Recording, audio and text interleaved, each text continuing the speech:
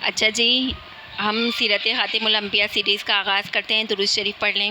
اس کتاب کے مصنف ہیں مفتی شفیع عثمانی صاحب۔ دراسات کے کورس میں یہ کتاب پڑھائی جاتی ہیں۔ آج ہم کنٹینیو کرتے ہیں سے درود شریف۔ اچھا جی، بات کرتے ہیں ہم صحابہ کے لیے ہجرت حبشہ کا حکم۔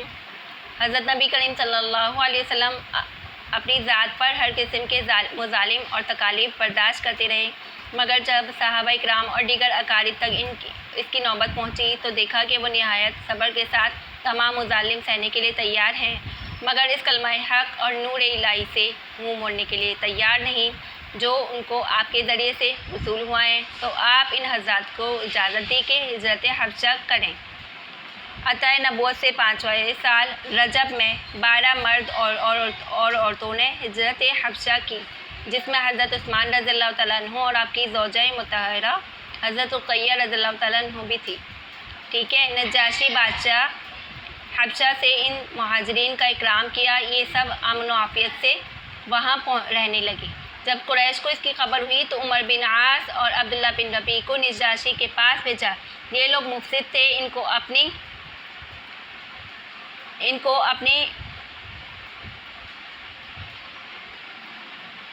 اپنے ملک میں ٹھہرنے کی اجازت نہ دو، بلکہ ان کو ہمارے سپرد کر دو۔ نجاشی ایک سنجیدہ آدمی تھا۔ اس نے اس کے جواب میں کہا کہ میں یہ کام اس وقت تک نہیں کر سکتا جب تک ان کے مذہب اور خیالات کی تحقیق نہ کر لوں۔ ان حضرات سے جب نجاشی نے یہ دریافت کیا کہ اپنا مذہب اور اس کے صحیح واقعات بتلائیں تو جعفر بن ابی طالب آگے بڑھے اور فرمایا، شاہ، ہم پہلے جاہلیت والے تھے، بتوں کی پوجا کرتے تھے، مردار جانور کھاتے، فاحش کاری، قطع رحمی اور بدخلقی میں مبتلا تھے۔ ہمارا قوی ضعیف کو کھا جاتا، ہمارے یہاں تک کہ اللہ تعالیٰ نے ہماری طرف ایک رسول بھیجا جو ہماری کنبے سے ہے۔ ہم ان کی سچائی، امانت اور عفت کو خوب جانتے ہیں۔ انہوں نے ہمیں اس کی دعوت دی کہ اللہ کو ایک سمجھیں، اس کے ساتھ کسی کو شریک نہ جانیں، بت پرستی چھوڑ دیں، سچ بولیں، عزیز و اقارب کے ساتھ صلہ رحمی کریں، پڑوسیوں کے ساتھ اچھا سلوک کریں، محرمات سے منع کریں اور خون بہانے سے اور جھوٹ بولنے اور یتیم کا مال کھانے سے روکا، اور ہمیں نماز، روزہ، زکوٰۃ اور حج کا حکم دیا۔ ہم نے جب یہ سنا تو اس پر ایمان لے آئے۔ نجاشی یہ سن کر بہت متاثر ہوا اور قریش کے دونوں قاصدوں کو واپس کر دیا اور مسلمان ہو گیا۔ مہاجرین تقریباً 3 مہینے وہاں پہ امن و عافیت کے ساتھ قیام کر کے واپس آ گئے۔ اس وقت حضرت عمر فاروق اعظم نبی پاک صلی اللہ علیہ وسلم کی دعا کی برکت سے مشرف اسلام ہو گئے۔ اس وقت مسلمانوں کی مردم شماری 40 مرد اور 11 عورتوں سے زیادہ نہ تھی۔ عمر فاروق رضی اللہ تعالیٰ عنہ کے مسلمان ہونے سے مسلمانوں کو ایک قسم کی شوکت حاصل ہوئی، اور وہ لوگ جو دلائل اور واضح کے ذریعے سے اسلام کی حقانیت کا یقین کر چکے تھے مگر قریش کے ایذا کے خوف سے اسلام کو ظاہر نہ کرتے تھے، اب اعلاناً اسلام میں داخل ہونے لگے۔ اس طرح قبائل اسلام پھیلتا اور ترقی کرتا گیا۔ جب کفار نے دیکھا کہ نبی کریم صلی اللہ علیہ وسلم اور آپ کے صحابہ کی عزت روز بروز ترقی کرتی جا رہی ہے تو بادشاہ حبشہ نے بھی مسلمانوں کو احترام کیا تو انہیں اپنا انجام نظر آنے لگا۔ تمام قریش یہ طے کیا کہ بنی طالب اور بنی ہاشم سے مطالبہ کیا کہ وہ اپنے بھتیجے محمد صلی اللہ علیہ وسلم کو ہمارے سپرد کر دیں، ورنہ ہم ان سے بالکل قطع تعلق کر دیں گے۔ مگر بنی عبد المطلب نے اس کو منظور نہ کیا تو باتفاق رائے یہ عہد نامہ لکھا گیا کہ بنی ہاشم اور عبد المطلب سے بالکل مقاطعہ کیا جائے، رشتے ناطے، نکاح، بیعہ، خرید و فروخت سب بند کر دیے جائیں۔ عہد نامہ بیت اللہ کے اندر معلق کیا تھا۔ ایک پہاڑ کی گھاٹی میں نبی کریم صلی اللہ علیہ وسلم اور آپ کے تمام رفقاء اور اقرباء قریبیوں کو قید کیا گیا۔ اس وقت ابو لہب کے سوا تمام بنی ہاشم اور بنی عبد المطلب کے تمام افراد بلا امتیاز مسلم و کافر سب کے سب ابو طالب کے ساتھ رہے اور اس کو گھاٹی میں قید و محصور ہو گئے۔ یہ سب طرف سے آمد و رفت کے راستے بند تھے۔ خوردنوش کا سامان تھا ختم ہو گیا تو سخت اضطراب پیش آیا۔ شدت بھوک سے درختوں کے پتے تک کھانے کی نوبت آئی۔ یہ حالت دیکھ کر नबी करीम सल्लल्लाहु अलैहि वसल्लम ने दोबारा सहाबा इकराम को हबशा की तरफ हिजरत करने के लिए फरमा दिया। इस मरतबा एक बड़े काफिले ने हिजरत की जिसकी तादाद 83 मर्द और 12 औरतें बयान की जाती हैं। फिर इनके साथ यमन के मुसलमान भी मिल गए जिनमें हज़रत अबू मूसा अशरी और इनकी कौम भी थी।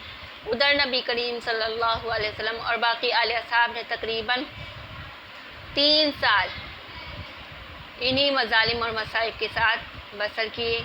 इसके बाद चंद आदमी इस अहद को तोड़ने और आप पर ये मुहासरा उठा देने पर आमादा हुए।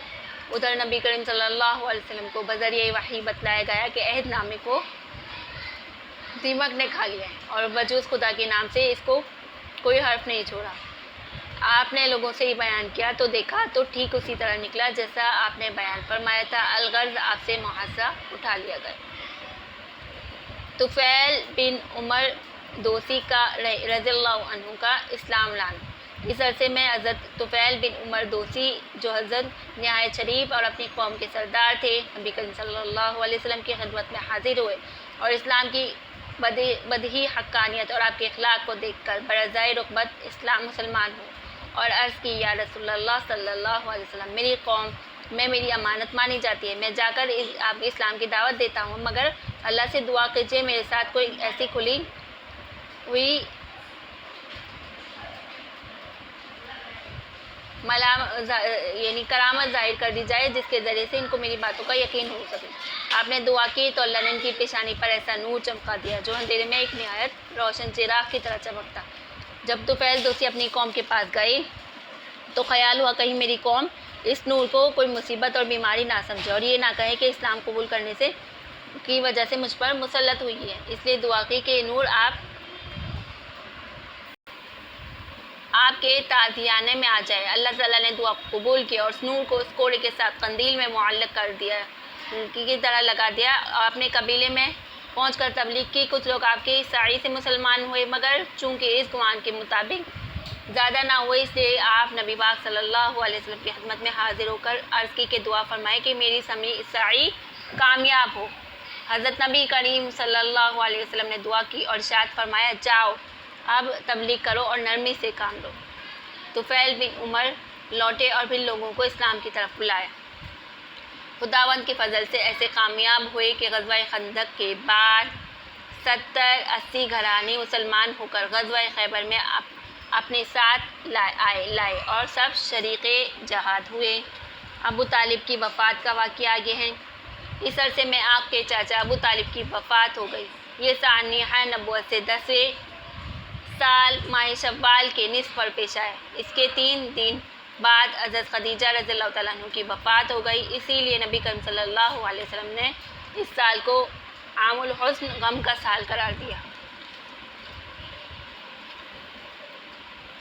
आज का सबक यहीं तक है। इंशाअल्लाह हम नेक्स्ट सबक में पढ़ेंगे हिजरत गाइब और वाक़या मेराज। ठीक है। अस्सलामु अलैकुम व रहमतुल्लाहि व बरकातहू।